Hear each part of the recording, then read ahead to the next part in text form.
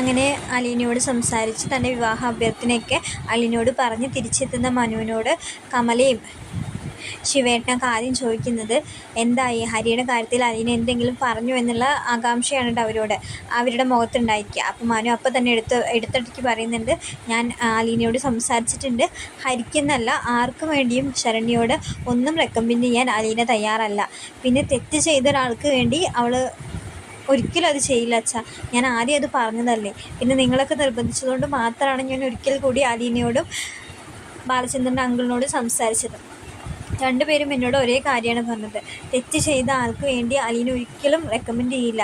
രോഹിത്തിന് വേണ്ടി പോലും ശരണ്യയോട് അലീന ഒരു വാക്ക് പോലും സംസാരിച്ചിട്ടില്ല.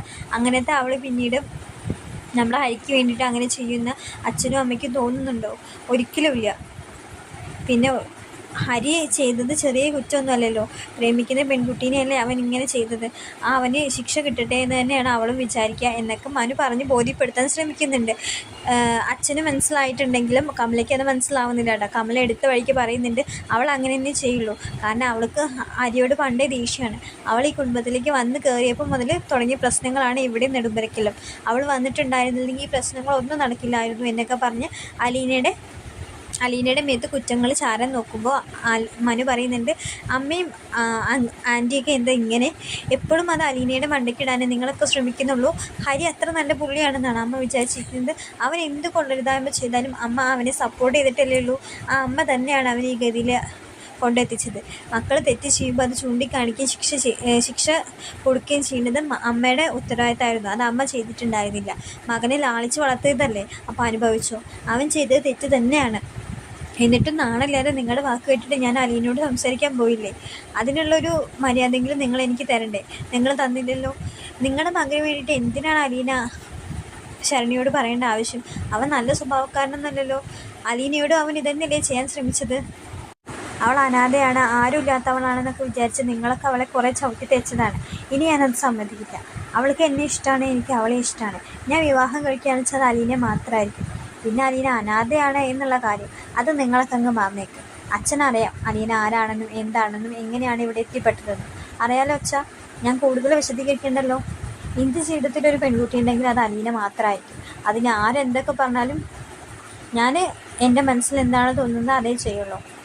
ഇനി അച്ഛനെ ഞാൻ കൂടുതൽ ബോധ്യപ്പെടുത്തേണ്ട ആവശ്യമില്ലല്ലോ. അമ്മേനെ പറഞ്ഞു മനസ്സിലാക്കേണ്ട ഉത്തരവാദിത്വം അച്ഛനാണ്. അലീന ആരാണെന്നും ആരുടെ മകളാണെന്നുള്ള കാര്യം അച്ഛന് നന്നായിട്ട് അറിയാം. അച്ഛനും വലിയച്ഛനും കൊച്ചച്ഛനും ഒക്കെ അറിയുന്ന കാര്യങ്ങളല്ലേ. അത് അമ്മയെ കൂടി മനസ്സിലാക്കേണ്ട ബാധ്യത അച്ഛനുണ്ട്. ഞാൻ പറഞ്ഞു കഴിഞ്ഞാൽ അതെല്ലാ തരത്തിലും അധികമായി പോവും. മനസ്സിലായില്ലേ എന്ന് പറഞ്ഞ് മനു കയറി പോകുന്നുണ്ട് കേട്ടോ. അപ്പോൾ കമല നേരെ നോക്കുന്നത് ശിവൻ്റെ മുഖത്തേക്കായിരിക്കും കേട്ടോ. എന്താവും പറഞ്ഞു പോയതിൻ്റെ അർത്ഥം? അലീന ആരാണ് എന്താണ് ഒക്കെ നിങ്ങൾക്കറിയാവും. എന്താവും പറഞ്ഞു പോയതിൻ്റെ അർത്ഥം? എനിക്ക് മര്യാദയ്ക്ക് അറിയണം എന്താവും പറഞ്ഞു പോയതിൻ്റെ അർത്ഥം എന്ന് പിന്നെയും ചോദിക്കുന്നുണ്ട്. അപ്പോൾ ശിവൻ പറയുന്നുണ്ട്, കമല നീ ഒന്ന് നിർത്തുമോ? അല്ലെങ്കിൽ തലയുടെ അകത്ത് 100 കാര്യങ്ങളാണ്. അവൻ എന്തെങ്കിലും പുലമ്പി പോകണു പറഞ്ഞിട്ട് അതിന് നീ എന്തിനാ എൻ്റെ മേക്കിട്ട് കയറാൻ നിൽക്കുന്നത്? അലീന ആരുടെയോ മകളായിക്കോട്ടെ, അവളെ ഇഷ്ടിച്ച് അവനത് കിട്ടിക്കോട്ടെ. നല്ല പെൺകുട്ടിയല്ലേ അവളെന്ന് പറഞ്ഞ് ശിവൻ ഒഴിഞ്ഞു മാറാൻ നോക്കുമ്പോൾ, ശിവേട്ട നിങ്ങൾ വെറുതെ ഓരോന്നും പറയണ്ട. എന്തൊക്കെയോ ചുറ്റിക്കളികൾ നിങ്ങളുടെ ഇടയിൽ നടക്കുന്നുണ്ടെന്ന് എനിക്ക് പലവട്ടം മനസ്സിലായിട്ടുള്ളതാണ്. അതാണ് ഗംഗേട്ട വരുമ്പോൾ നിങ്ങൾ കൂടി ഇരുന്ന് സംസാരിക്കുമ്പോഴൊക്കെ എന്നെ മാറ്റി നിർത്തുന്നതിലൊക്കെ കാരണങ്ങളുണ്ടെന്ന് എനിക്ക് മനസ്സിലായതാണ്. എന്തായാലും ബാലചന്ദ്രൻ്റെ മകളല്ല അലീന.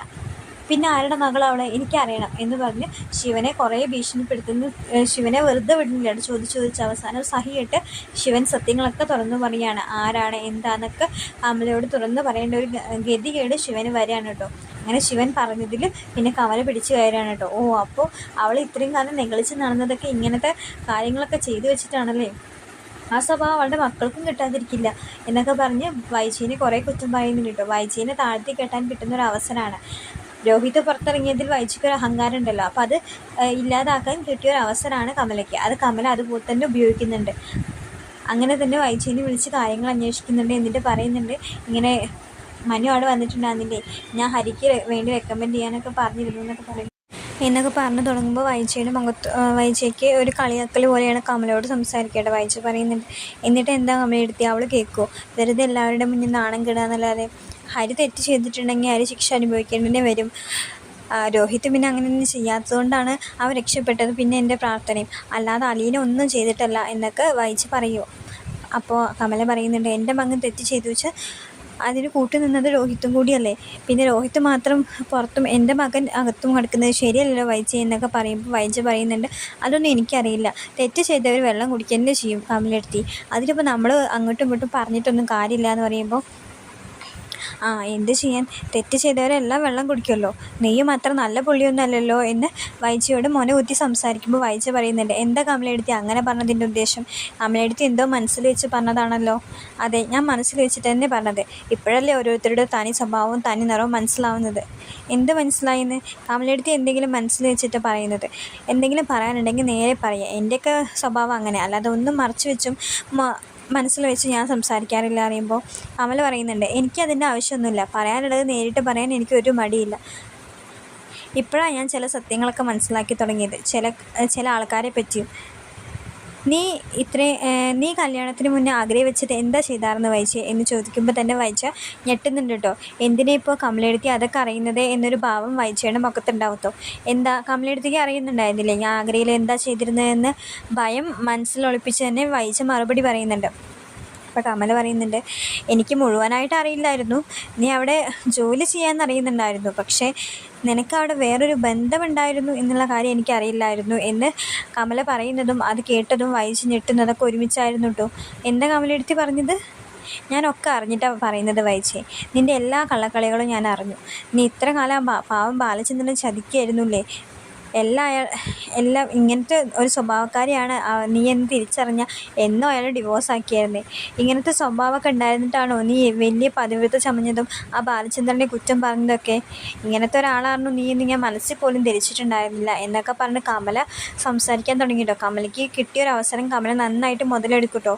കമല കുറേ പറയുന്നുണ്ട്, അതൊന്നും വൈജയ്ക്ക് ഉത്തരം നൽകാൻ പറ്റാത്ത കാര്യങ്ങളായിരുന്നു കേട്ടോ. കാരണം വൈജ എന്തായിരുന്നു എങ്ങനെയായിരുന്നു എന്നുള്ള കാര്യം, ഒരു കുഞ്ഞിനെ പ്രസവിച്ചു വിവാഹത്തിന് മുന്നേ എന്നുള്ള കാര്യം വരെ കമലെടുത്തി മനസ്സിലാക്കിയിരിക്കുന്നു എന്നറിഞ്ഞ നിമിഷം വൈജ ഇല്ലാതായിക്കൊണ്ടിരിക്കുകയാണ് കേട്ടോ. തനിക്ക് ഉത്തരം പറയാൻ പറ്റില്ല, കാരണം തന്നെ പേടിച്ചു, തന്നോട് സംസാരിക്കാൻ തന്നെ പേടിച്ചിരുന്ന ആളിപ്പോൾ തനിക്കൊന്നും പറയാൻ പറ്റാത്ത രീതിയിൽ തന്നോട് സംസാരിച്ചുകൊണ്ടിരിക്കുകയാണ്, തന്നെ കളിയാക്കി തന്നെ പരിഹസിച്ചിരിക്കുകയാണ് എന്നൊക്കെ പറയുമ്പോൾ വൈജയ്ക്ക് ഒട്ടും സഹിക്കാൻ പറ്റുന്ന കാര്യങ്ങളായിരുന്നില്ല കേട്ടോ. വൈജയ്ക്ക് ഉത്തരം മുട്ടിപ്പോയി നിൽക്കുകയായിരുന്നു കേട്ടോ. എന്നിട്ട് പറയുന്നുണ്ട്, എൻ്റെ മകൻ മനു അലീനയെ വിവാഹം കഴിക്കാൻ പോകുന്നു എന്ന് അവൻ എന്നോട് പറഞ്ഞപ്പോഴാണ് ശിവേട്ടൻ ഈ കാര്യങ്ങളൊക്കെ എന്നോട് പറഞ്ഞത്. നീ വിചാരിക്കുന്ന പോലെയൊന്നും അല്ല നിൻ്റെ വീട്ടിലെ കാര്യങ്ങൾ നടക്കുന്നത്. ഇപ്പോൾ അലീനയെ എല്ലാവരും സ്നേഹിക്കുന്നുണ്ട്, നിൻ്റെ മക്കളടക്കം. കാരണം അവർ മനസ്സിലാക്കിയിരിക്കുന്നത് സ്വന്തം ചോരയാണെന്ന്. ഇത് നീ മാത്രമേ മനസ്സിലാക്കാത്തുള്ളൂ. ഇപ്പോഴെങ്കിലും നീ അത് മനസ്സിലാക്കണം എന്നൊക്കെ കമല പറയുന്നുണ്ട് കേട്ടോ. നിൻ്റെ മകളാടി അലീന, നീ പഴിച്ച് പ്രസവിച്ച നിൻ്റെ മകളാണ് അലീന, അല്ലാതെ ബാലചന്ദ്രൻ്റെ മകളൊന്നുമല്ല. ഇനിയെങ്കിലും നീ അത് മനസ്സിലാക്കിക്കോ. നീ ഒരു പിഴച്ചവളാണെന്നുള്ള കാര്യം നിൻ്റെ മക്കൾ അറിഞ്ഞു കഴിഞ്ഞാൽ അന്ന് എല്ലാവരും നിന്നെ ചവിട്ടി പുറത്താക്കുക വീട്ടിൽ നിന്ന്.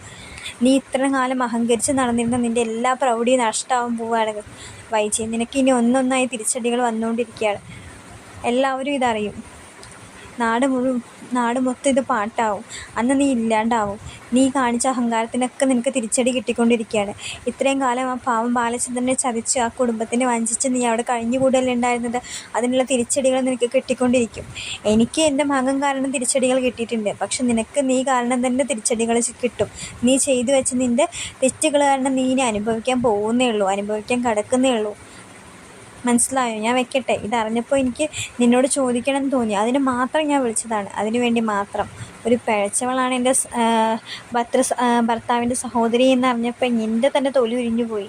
ഇനി നിൻ്റെ മക്കളുടെയോ എന്നും പറഞ്ഞ് കമല ഫോൺ വെച്ചു കേട്ടോ. അതറിഞ്ഞപ്പോൾ തന്നെ തൻ്റെ മകളാണ് അലീന എന്നുള്ള സത്യം മനസ്സിലാക്കിയപ്പോൾ തന്നെ വൈജ ഇല്ലാണ്ടാവുകയുണ്ട്. വൈജ ആകെ പൊട്ടി കരയാൻ തുടങ്ങിയിട്ട് ആ ഫോണും നിലത്ത് ഇട്ടിട്ട് വൈജ പൊട്ടി കരയാൻ തുടങ്ങി. താൻ ഇതുവരെ അലീനയോട് ചെയ്തതും പറഞ്ഞതും എല്ലാം ആലോചിച്ച് വൈജ പൊട്ടി കരയുന്നുണ്ട്. ഒപ്പം തന്നെ മക്കൾ ഇതറിയുമ്പോഴുള്ള അവരുടെ തന്നോടുള്ള പെരുമാറ്റവും താൻ ഇങ്ങനെയൊക്കെ ചെയ്തിരുന്നു, തനിക്ക് ഇങ്ങനെ ഒരു പാസ്റ്റ് ഉണ്ടെന്ന് തന്നെ മക്കൾ മനസ്സിലാക്കുമ്പോൾ ഉണ്ടാകുന്ന റിയാക്ഷനൊക്കെ ആലോചിച്ച് വൈജ ആകെ കരഞ്ഞുകൊണ്ടിരിക്കുകയാണ് കേട്ടോ.